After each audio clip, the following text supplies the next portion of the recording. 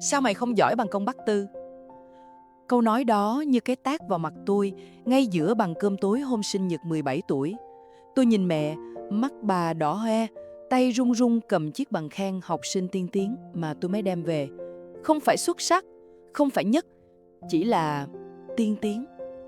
Ba đứng dậy, đi ra sân không nói một lời. Còn tôi ngồi đó nhìn chiếc bánh kem 17 ngọn nến chưa kịp thổi và tôi tự hỏi, bao giờ tôi mới bủ tốt? Câu chuyện này không phải về việc tôi hư đốn. Đây là câu chuyện về một đứa trẻ chỉ muốn được làm chính mình. Từ hồi tôi còn nhớ, nhà tôi lúc nào cũng có thằng con bác Tư. Bác Tư là đồng nghiệp của ba. Có đứa con học trường chuyên, toàn giải nhất tự huyện lên tỉnh. Mỗi lần họp phụ huynh, ba về là kể. Mỗi lần có bữa nhậu, ba về là so sánh. Thằng Tư người ta học 4 tiếng mỗi đêm. Thằng Tư không chơi game, về nhà là ngồi bàn học liền. Tôi không ghét thằng Tư, tôi chỉ mệt với cái bóng của nó. Hồi cấp 2 tôi thích vẽ. Tôi vẽ trên sách vở, vẽ cả trong giờ toán khiến cô giáo phạt đứng. Tôi dành dụm tiền thắp sáng mua hộp màu 36 cây. Hôm cô giáo mỹ thuật khen, em vẽ rất có tâm hồn. Tôi mừng như trúng số. Nhưng ba nổi giận, vẽ có đưa con vào đại học không? Nhà mình nghèo, không có điều kiện cho con chơi chơi. Chiều hôm đó, ba đập vỡ từng cây bút màu trước mặt tôi. 36 cây. Tôi đứng nhìn, nước mắt chảy ròng. Đêm đó, tôi gom từng mảnh bút màu vỡ vụn, chôn dưới gốc cây ổi sau nhà, như chôn cả giấc mơ của mình. Từ đó, tôi không vẽ nữa. Lên cấp 3, tôi thích guitar. Tôi làm thêm góp đủ 800.000 mua cây đàn cũ, tập đến chai tay. Lần đầu gãy được trọn bài, cho tôi lang thang. Tôi mừng như được điểm 10. Nhưng mẹ phát hiện, mẹ cất đàn đi, ghi tôi vào lớp luyện thi thêm. Ba mẹ làm lụng cả đời để con được học hành, con phải giỏi hơn người, phải thành công. Tôi hiểu ba đạp xích lô từ 5 giờ sáng. Tôi hiểu mẹ bán xôi ở chợ đến khuya. Tôi hiểu từng đồng tiền học thêm đều là mồ hôi của ba mẹ. Nhưng tôi cũng mệt vì không được là chính mình. Mọi chuyện vỡ lỡ ngày thi học kỳ 1 lớp 11. Tôi ngồi trước bài thi toán, nhìn những con số nhảy múa, đầu óc tôi trống rỗng. Tôi học gạo, học vẹt, nhưng tôi chẳng hiểu gì. 15 phút trôi qua, tôi chưa viết được dòng nào. 45 phút, tôi bỏ trắng. Điểm về, thứ 38 trên 45, toán 2.5, trung bình 5.2. Ba không nói gì, chỉ ngồi im hút thuốc liên tục. Mẹ khóc nức nở. Ba mẹ thất bại rồi, nuôi con không nên người. Tôi quỳ xuống xin lỗi ba mẹ. Nhưng sâu trong lòng, có một giọng nói hét lên. Con xin lỗi vì điều gì? Con có lỗi gì đâu khi con không phải là thằng Tư. Đêm đó, tôi mở điện thoại, thấy video một anh chàng hát cover bằng một tay vì khuyết tật. Anh ấy nói, tôi không hoàn hảo, nhưng tôi là chính tôi. Và điều đó đủ rồi. Một tuần sau, tôi lén đăng ký cuộc thi vẽ tranh cấp trường. Chủ đề, giấc mơ của tôi. Tôi vẽ bằng bút chì mượn, than củi, mồi nước pha loãng. Tôi vẽ những đêm không ngủ. Bức tranh của tôi, một đứa trẻ đứng giữa hai bức tường cao. Một bên kỳ vọng cha mẹ, một bên ánh mắt xã hội. Đứa trẻ quay lưng, chạy về phía biển xăm, bầu trời rộng. Trên tay, một cây bút màu vỡ đôi.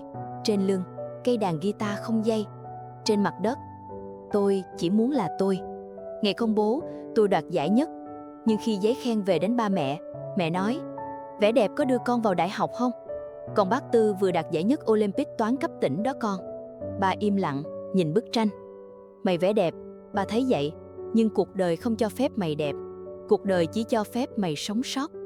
Lần đầu tiên, tôi nhận ra ba mẹ không yêu tôi. Ba mẹ yêu hình ảnh tôi trong mắt người khác. Chiều đó, thầy Năm, thầy Văn rót cho tôi ly trà đá. Con có biết ba mẹ con sợ cái gì không? Ba mẹ sợ con không hạnh phúc.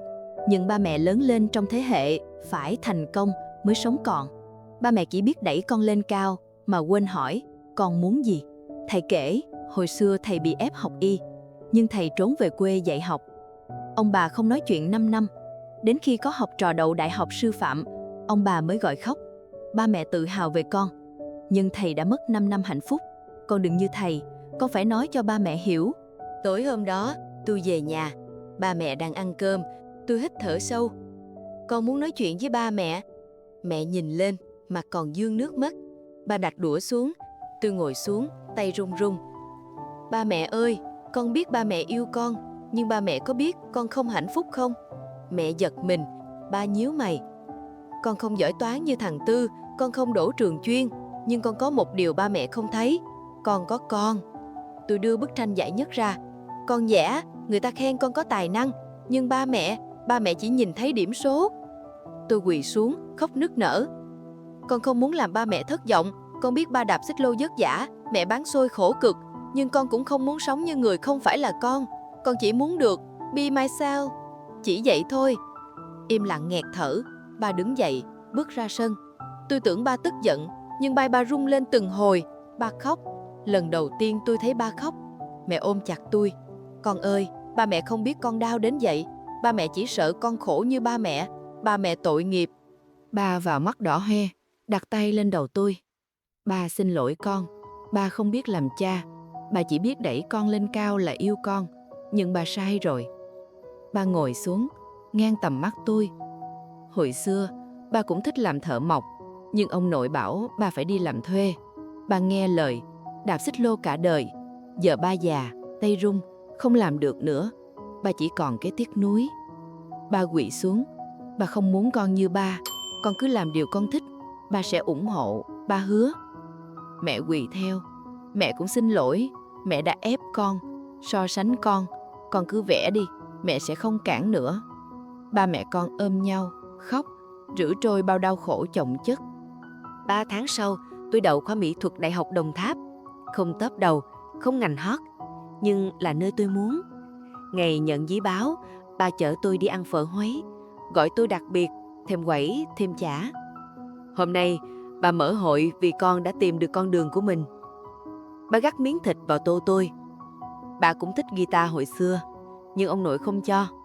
Giờ ba già, không gãy được nữa. Bà không muốn con như ba. Con cứ sống theo cách của con. Hôm tửu trường, mẹ đưa tôi hộp màu 72 cây, sổ vẽ A3, bộ cọ, gần 2 triệu, số tiền mẹ bán xôi cả tháng. Hộp cũ mẹ đập vỡ rồi, hộp này mẹ mua bù. Mẹ xin lỗi con. Tôi ôm mẹ khóc. Con yêu mẹ lắm. Còn thằng Tư, tôi đập nó lần đầu. Nó đỗ bách khoa, nhưng nó nói. Mình cũng mệt lắm, nhưng mình không dám nói. Tôi khuyên, cậu nên nói trước khi quá muộn. Từ đó ba không nhắc đến thằng Tư nữa. Ba chỉ hỏi, hôm nay con vẽ gì chưa? Con có vui không? Bà học cách yêu con bằng cách học cách hiểu con.